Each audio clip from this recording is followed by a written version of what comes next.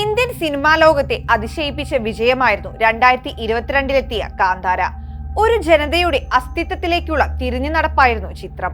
നിഗൂഢമായ വനവും അവിടെയുള്ള ജനജീവിതവും അവരുടെ ദൈവിക സങ്കല്പങ്ങളും ആചാരാനുഷ്ഠാനങ്ങളും കലാരൂപങ്ങളും അങ്ങനെ ഒരു പുത്തൻ ദൃശ്യവിസ്മയം തന്നെയാണ് സിനിമാ പ്രേമികൾക്ക് ഈ സിനിമ സമ്മാനിച്ചത്. എന്നാൽ സിനിമയുമായി ബന്ധപ്പെട്ട് തുടർച്ചയായി ഉണ്ടാകുന്ന മരണങ്ങളും അപകടങ്ങളും ദുരൂഹമായി അവശേഷിക്കുകയാണ്. എന്താണ് ഈ പ്രശ്നങ്ങളുടെയെല്ലാം കാരണമെന്ന് തപ്പി നടക്കുകയാണ് സോഷ്യൽ മീഡിയയിലെ ഒരു വിഭാഗം ആളുകൾ. ദൈവകോപമാണ് ഇതിനെല്ലാം കാരണമെന്ന് അവകാശപ്പെടുന്ന ആളുകളും ഉണ്ട്. കാന്താര 2-ന്റെ ചിത്രീകരണം ആരംഭിച്ച ശേഷം ലൊക്കേഷനിൽ പല അത്യാഹിതങ്ങളും അരങ്ങേറിയതായാണ് പറയപ്പെടുന്നത്. 2 ആഴ്ച മുമ്പാണ് ഇതേ സിനിമയിൽ അഭിനയിക്കാൻ പോയ മലയാളി യുവാവ് മുങ്ങി മരിച്ചത്. മെയ് 6-നാണ് വൈക്കം സ്വദേശിയായ MF കപിൽ സൗപർണിക നദിയിൽ വീണ് മരിക്കുന്നത്.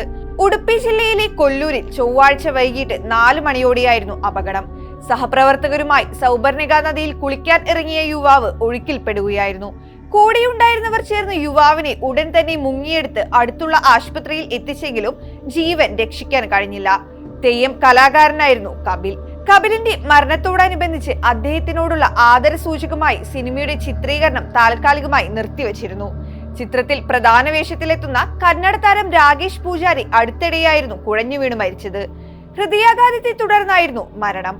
കാന്താര 2-ന്റെ ചിത്രീകരണത്തിനിടെ മരണപ്പെടുന്ന 3ാമത്തെയാളാണ് വിജു.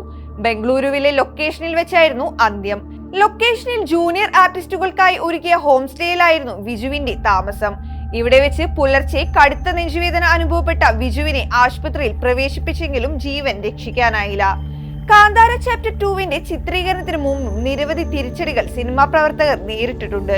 കഴിഞ്ഞ നവംബറിൽ മധൂരിൽ ഒരു ഷൂട്ടിംഗ് കഴിഞ്ഞു മടങ്ങുമ്പോൾ 20 ജൂനിയർ ആർട്ടിസ്റ്റുകൾ സഞ്ചരിച്ചിരുന്ന മിനി ബസ് അപകടത്തിൽപ്പെട്ടിരുന്നു.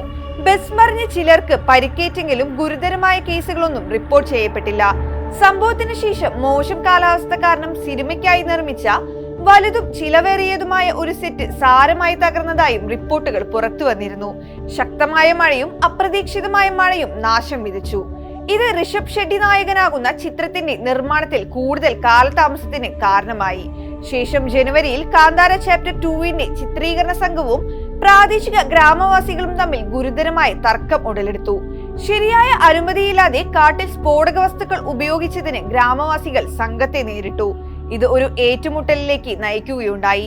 വന്യജീവികളെയും പരിസ്ഥിതിയെയും സംഘം ശല്യപ്പെടുത്തുന്നതിനെ കുറിച്ച് ആശങ്ക ഉയർന്നതിനാൽ വനം വകുപ്പ് പിന്നീട് അന്വേഷണത്തിനായി എത്തി കേസെടുത്തു. അവസാനമായി ഈ കഴിഞ്ഞ ശനിയാഴ്ചയാണ് കാന്താര 2-ന്റെ ചിത്രീകരണത്തിന് ഉപയോഗിച്ച ബോട്ട് മറിഞ്ഞത്.